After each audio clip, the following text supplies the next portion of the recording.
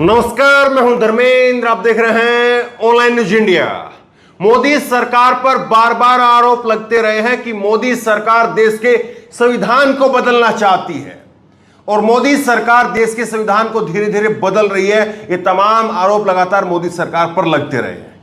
अब संविधान को किस तरह से बदला जा रहा है या बदला जाएगा, वो वक्त आपको दिखा रहा है और वक्त आपको दिखाएगा। लेकिन अशोक स्तंभ की स्थापना हुई और अशोक स्तंभ की स्थापना होती है देश की संसद के अंदर, और वहां पर अशोक स्तंभ की जो वहां पर प्रतिमा रखी गई है वो प्रतिमा अलग बताई जा रही है, जो वास्तविक प्रतिमा है उससे अलग। और ये बहुत बड़ी चूक है और इस पर आखिरकार ये ऐसा क्यों हो रहा है, मोदी सरकार को सामने आकर के जवाब देना चाहिए। मैं पुरानी अशोक स्तंभ की जो तस्वीरें हैं वो आपको दिखाऊंगा, अभी जो नया स्थापित किया गया है वो आपको दिखाऊंगा, और उसके पीछे बीजेपी आरएसएस की क्या क्रोनोलॉजी है, क्यों आखिरकार बीजेपी आरएसएस बार बार इस तरह की प्रतिमाओं के साथ में छेड़छाड़ करती है, वो क्रोनोलॉजी मैं आपको बताऊंगा। वो क्रोनोलॉजी पर शायद अभी तक किसी का ध्यान तक नहीं गया है, इसलिए अंत तक आप जरूर देखिएगा इस खबर को। बहरहाल मैं आपको दिखाता हूं। देखिए आप, ये कल नरेंद्र मोदी जी ने उद्घाटन किया और क्या कुछ इस पर लोग कह रहे हैं वो भी मैं आपको बताऊंगा, लेकिन पहले तस्वीरें जरा मैं आपको दिखाता हूं।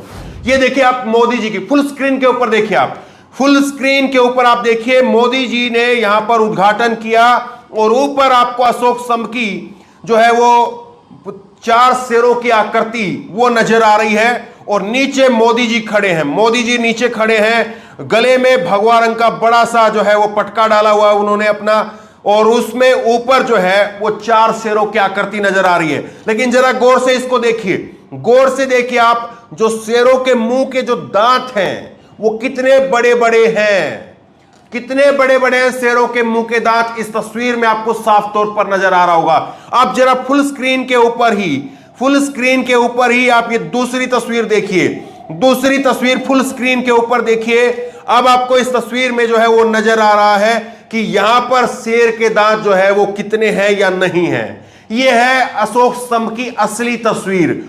दोनों तस्वीरों को एक साथ आप देखिए, दोनों तस्वीरों को एक साथ आप देखिए। पहली तस्वीर जिसमें बड़े बड़े शेर के दांत हैं, और दूसरी तस्वीर में शेर जो है वो गंभीर मुद्रा में है, शांत है, कुछ सोच रहा है, कुछ प्लान कर रहा है। पहली तस्वीर में दिख रहा है कि शेर जो है वो उत्तेजित है, आक्रोशित है, गुस्से में है, लेकिन दूसरी तस्वीर में शेर दिख रहा है, सौम्य है, शांत है, और शेर कुछ सोच रहा है। तो आखिरकार मोदी सरकार ने अशोक स्तंभ की जब ये स्थापना की तो ये बड़ी चूक कैसे हुई, इसको लेकर के लगातार सवाल उठ रहे हैं। 2 तस्वीरें जो है मैं आपको दिखा रहा हूं, और 2 तस्वीरों के जरिए क्या कुछ जो है वो निकल करके सामने आ रहा है वो मैं आपको दिखा रहा हूं।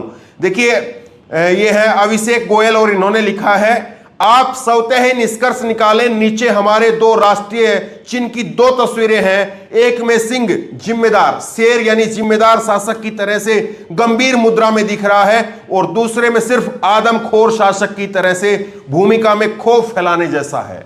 अब मैं इस पर कुछ नहीं कह सकता हूं, लेकिन आप इन दोनों तस्वीरों को देख करके आप बताइए आपकी राय क्या है। लेकिन बीजेपी की क्रोनोलॉजी क्या है, पहले मैं जरा वो आपको समझाता हूं, और फिर उसके बाद में अलग अलग लोगों ने, पत्रकारों ने, इतिहासकारों ने ये जो मूर्ति की प्रतिमा के अंदर जो बदलाव किए गए हैं इस पर लोगों की राय क्या है, मैं आपको फिर वो बताऊंगा। ये अशोक चिन्ह इसको कहना चाहिए कायदे से। अशोक चिन्ह के अंदर जो है बदलाव जो किए गए हैं, वो अशोक चिन्ह के अंदर जो बदलाव किए गए हैं, उन अशोक चिन्ह को लेकर के लोगों ने क्या कहा है वो आपको दिखाऊंगा। देखिए सबसे पहले आप देखिए, बीजेपी आरएसएस की यही क्रोनोलॉजी रही है, चाहे वो राम जी की मूर्ति के साथ में, प्रतिमा के साथ में बात हो, चाहे हनुमान जी की प्रतिमा के साथ में हो। बीजेपी के हनुमान कौन से हैं, आरएसएस के हनुमान कौन से हैं जो आप गाड़ियों पर देखते होंगे। ये झंडा आप देखिए, ये झंडा आप देखिए, ये जो है वो आरएसएस का झंडा है, और आरएसएस के इस झंडे के अंदर जो है वो आपको नजर आ रहा है कि किस तरह से यहां पर हनुमान जी की आक्रोशित गुस्से के अंदर जो है वो तस्वीर आपको नजर आ रही है। हनुमान जी की, हमारे घरों में हनुमान जी की कौन सी मूर्ति है, ये दूसरा झंडा आप देखिए, झंडा लहराया जा रहा है, ये झंडा लहराया जा रहा है, और इस झंडे के लहराए जाने में भी यहां पर आपको यही आक्रोशित जो है वो हनुमान जी की मूर्ति दिखती है। क्यों आखिरकार ऐसा है? हमारे घरों में तो जो हनुमान जी की मूर्तियां हमने देखी हैं या और लोगों के घरों में जो देखी हमने, उसमें देखिए हनुमान जी की कितनी प्यारी, कितनी शालीन जो है वो मूर्ति दिखती है। देखिए ये हनुमान जी की दूसरी मूर्ति मैं आपको दिखा रहा हूं। सामान्यतः आपने हनुमान जी को इसी तरह से देखा होगा, लेकिन बीजेपी ने हनुमान जी को आक्रोशित बना दिया, आक्रोशित बना करके दिखाया है। अब दूसरी तस्वीर आप देखिए, आरएसएस के राम की प्रतिमा कौन सी है वो आप देखिए। आरएसएस के राम की प्रतिमा है इस तरह से, गुस्से के अंदर राम जी हैं। ये दूसरी तस्वीर जरा आप और देखिए, एक में देख रहे हैं आरएसएस के जो शाखा के लोग हैं वो डंडा लेकर के खड़े हैं, दूसरी तरफ जो है वो राम जी की मूर्ति है। अब जरा दूसरी तस्वीर देखिए आप राम जी की ही, ये देखिए तीर जो है वो हाथ में लिया हुआ है और यहां पर जो है वो धनुष हाथ में है।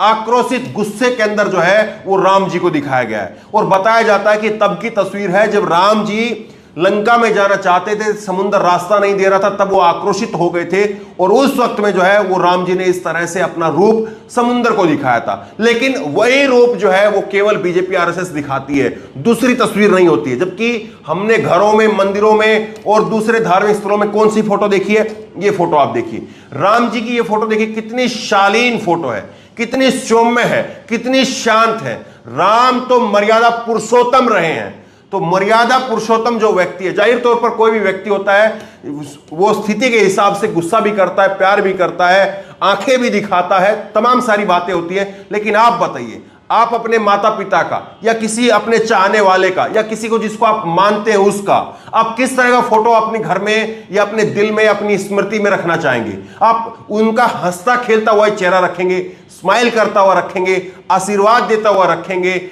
आपको बाहों में लेता हुआ रखेंगे? ये इसी तरह के फोटो हम लोग रखते हैं, इसी तरह की स्मृति हमारे जहन में है। कभी ऐसा तो नहीं होता कि हमारे पिताजी बहुत गुस्से में थे और वही बड़ा सारा फोटो हमने करके लगा दिया? कभी ऐसा होता है क्या? आप बताइए, कभी ऐसा हुआ है क्या आपकी मम्मी बहुत गुस्से में है और आपने वही फोटो खींच करके घर में दीवार पर बड़ा सारा लगा दिया? मम्मी लगाने देगी क्या? पापा लगाने देंगे क्या? वो आक्रोशित वो फोटो नहीं लगाने देंगे। और इसीलिए जो है एक क्रोनोलॉजी आप इसको समझ सकते हैं। देखिए बीजेपी और आरएसएस वो उग्रवाद, जो उग्र चेहरा है, उग्रवाद नहीं, उग्र चेहरे के तौर पर क्यों इस्तेमाल करती है? बड़ा सवाल ये खड़ा होता है। राम की प्रतिमा बार बार कहीं पर हो सकता है कि कोई एक आध जगह पर इस्तेमाल हो, लेकिन जो ज्यादातर जो प्रचलित किया गया फोटो वो ये क्यों है? अब मैं आपको दिखाता हूं, मैंने आपको क्रोनोलॉजी बताई, अब इस पर इतिहासकार और जो है वो क्या कह रहे हैं मैं आपको वो दिखाता हूं। एक फोटो और देख लीजिए, जो आपको प्राचीन फोटो नजर आती है अशोक स्तंभ की, वो अशोक स्तंभ का जो चिन्ह है, ये डाक फोटो है। डाक पर जो फोटो लगी है वो ये फोटो है जिसमें शेर बिल्कुल सौम्य दिख रहा है, बिल्कुल शांत दिख रहा है। यही फोटो मैंने पहले आपको दिखाई है। अब देखिए मैं आपको दिखाता हूं क्या कुछ इस पर कहा जा रहा है। ये देखिए दिलीप मंडल ने लिखा है, अशोक स्तंभ का मूल स्वरूप सारनाथ संग्रहालय में रखा है, वहीं डाक टिकटों से लेकर के सरकारी दस्तावेज में है, उनमें शेर की शांत मुद्रा है। आज प्रधानमंत्री ने अशोक स्तंभ की ब्राह्मण रीति से नए संसद भवन में स्थापना की, उसमें शेर बहुत नाराज और उग्र है, क्या आपने गौर किया? तो क्या आपने गौर किया, इस पर सवाल उठ रहे हैं। दूसरा, दिलीप मंडल के 2 ट्वीट में आपको दिखा रहा हूं। ये इतिहास की चोरी है, बौद्ध प्रतीकों का ब्राह्मणीकरण है, इस चोरी के सरगना माननीय प्रधानमंत्री नरेंद्र मोदी हैं। दिलीप मंडल आगे जाकर के यहां तक लिखते हैं। आपको मैं और दिखा रहा हूं, देखिए आप तस्वीर और मैं आपको दिखाता हूं। विनोद कापड़ी ने लिखा है, सदियों से धीर गंभीर गरिमापूर्ण उपस्थिति से अपनी मौजूदगी का एहसास करा रहे सम्राट अशोक के शेरों को भी उग्र कर दिया गया है। इस देश में कुछ भी हो रहा है, सब लोग चुप हैं, ये राष्ट्रीय चिन्ह का अपमान है। तो वाकई जो है इसको लेकर के सवाल खड़े हो रहे हैं। प्रशांत कनौजिया लिखते हैं, देश संविधान से चलेगा, धार्मिक ग्रंथों और मंत्रों से नहीं। संविधान विरोधी कृत्य है, यानी देशद्रोह है। मुसलमानों को सार्वजनिक जगह पर नमाज पढ़ना गलत है, पर सेकुलर देश के संसद निर्माण के समय पर हिंदू पूजा पाठ के जायज है। देश सेकुलर है, ये निक्कर वीरों का समझ में नहीं आएगा।